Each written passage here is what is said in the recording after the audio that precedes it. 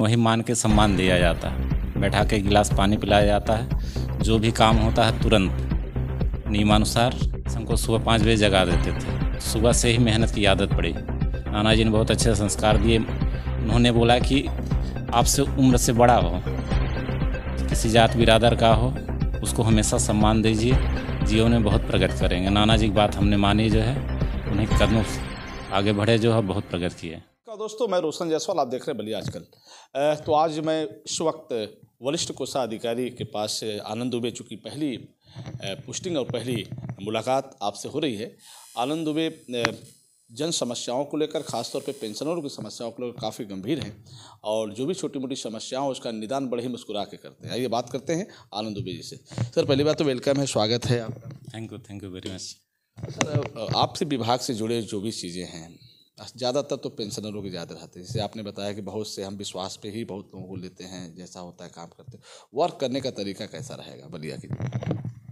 जो पेंशनर होते हैं 60 साल तक सरकार की, जनता की सेवा करते हैं, तो हमारे लिए वो पूजनीय होते हैं।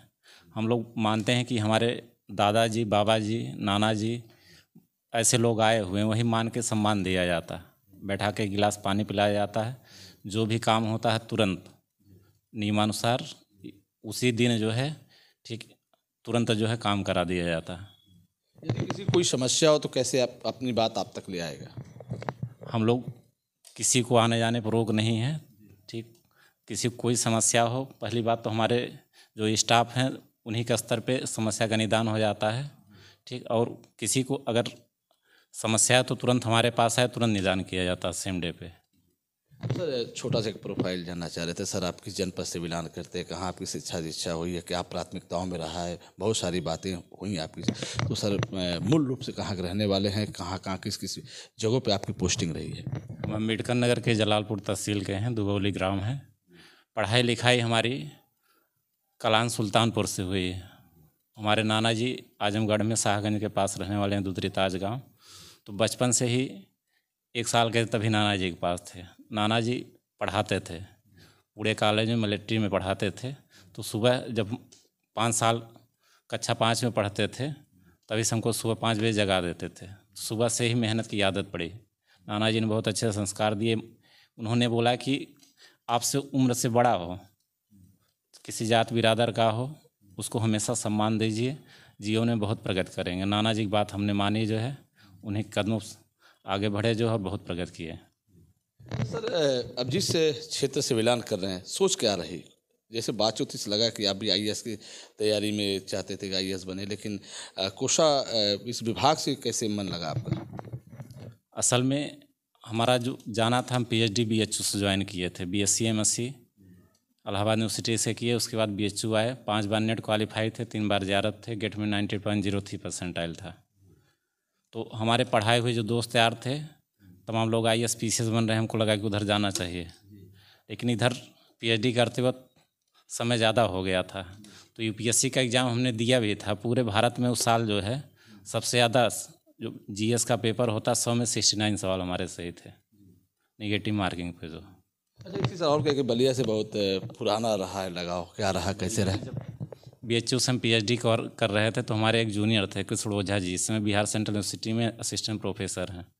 तो नेट हमने उनको पढ़ाया, तो अभी क्वालिफाई किए थे। तो बिहार में इस समय है बलिया के बारे में बताते थे। यहाँ पे सुरहाताल है, नाव से धान की कटाई होती है। लोग बहुत अच्छे हैं, ठीक है, और बहुत प्रेम से बोलते हैं, बोली भाषा बहुत अच्छी है। परिवार में आप भी हैं, क्या परिवार में और भी भाई लोग, या कहाँ किस पद पर हैं, कैसे? परिवार में पिताजी हैं, माताजी हैं, 3 भाई हम लोग हैं। बीच वाले भाई हाई कोर्ट में वकील हैं, छोटे भाई पुलिस विभाग में हैं।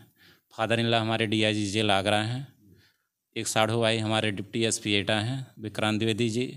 और अच्छा है कि बलिया के ही रहने वाले हैं। और तीसरी साली साहिबा जो शादी होने वाली है श्री पुनीत द्विवेदी के साथ, आईपीएस हैं, राज्यपाल मैडम के साथ। इसमें सर, क्या प्राथमिकता रहेगा अपने विभाग से जुड़े, खासतौर पे बलिया के लिए? प्राथमिकता यही है कि यथाशीघ्र उसी दिन जो है पेंशनर हो चाहे विभाग के कोई समस्या हो, तुरंत निदान हो जाए। और प्रधानमंत्री की स्वच्छता को लेकर क्या होगा? अब तो गर्मी आ रहा है, उसको लेकर क्या होगा? पेयजल? हमको सफाई बहुत पसंद है। कलेक्टेड कोषागार में रहे, ठीक, वहाँ पे यूपीएससी से जब पेपर के लिए लोग आते हैं, ऑब्जर्वर आते हैं, तो बोलते थे कि इतना हमने वहाँ पे काम करा दिया था, लगभग 300 गमले वहाँ पर हैं, ठीक। और नवीनीकरण सौंदर्यीकरण इतना ज़्यादा कराए तो बताते हैं कि यूपी की नहीं पूरे भारत की सबसे सुंदर ट्रेजरी है। अपने परिवार से, खासतौर पर इस विभाग से जुड़े अधिकारियों से, बाबुओं से किस तरह से वर्क लेना उचित समझेंगे? जिसके पास जो कौशल है, जिस क्षेत्र में निपुण है, उससे वो काम लिया जाएगा। बहुत से ऐसे पेशेंजर होते हैं जो आने में असमर्थ होते हैं, नहीं आ पाते हैं, उनके लिए क्या व्यवस्था? इसके लिए सरकार ने ऑलरेडी व्यवस्था की है कि बैंक के जो कर्मी होते हैं वो भी जाके वेरीफाई कर सकते हैं, ऑनलाइन भी वो पेंशन वेरीफाई कर सकते हैं। इसके अलावा हमारे यहाँ व्यवस्था है कि कोई अगर समर्थ है, चाहे वो हॉस्पिटल में है चाहे गांव में, यहाँ पे एक एप्लीकेशन देगा, हमको सूचित करेगा तो हम अपने स्टाफ को भेज के वेरीफाई करा लेते हैं। विदेश में रह रहे हैं, ठीक, वहाँ के दूतावास द्वारा जो भी वेरीफाई करके यहाँ भेज सकते हैं। चलिए, आखिरी सवाल है सर, बलिया वासियों के लिए क्या संदेश रहेगा? यही रहेगा, सब लोग प्रेम से रहें और ज़िले को, प्रदेश को और देश को बहुत आगे ले जाएं। भारत विश्व का नंबर 1 देश बने, सोने की चिड़िया फिर से बनेगी, हमारी ख्वाहिश। बहुत बहुत धन्यवाद। आपने आनंद दुबे जी को सुना। वाकई जैसा नाम वैसा काम, हर क्षेत्र में रहे, लेकिन बलिया में आपकी जो पोस्टिंग हुई है, यहाँ के आज दिन सोमवार को आपने काफ़ी लोगों से मिला, बातचीत की, अपने सारे स्टाफ से भी उन्होंने परिचय प्राप्त किया। यहाँ का माहौल बहुत ही बेहतर उनको अच्छा लगा और उनकी सोच है कि जो भी हमारे पास आए उसकी सारी समस्याओं का समाधान मुझसे जितना हो सकता है पूरी तरह से वो करने के लिए तैयार रहेंगे। फिर हम आपसे जुड़ेंगे, तब तक इतना ही जुड़े रहने से। बलिया आजकल से मैं रोशन जायसवाल।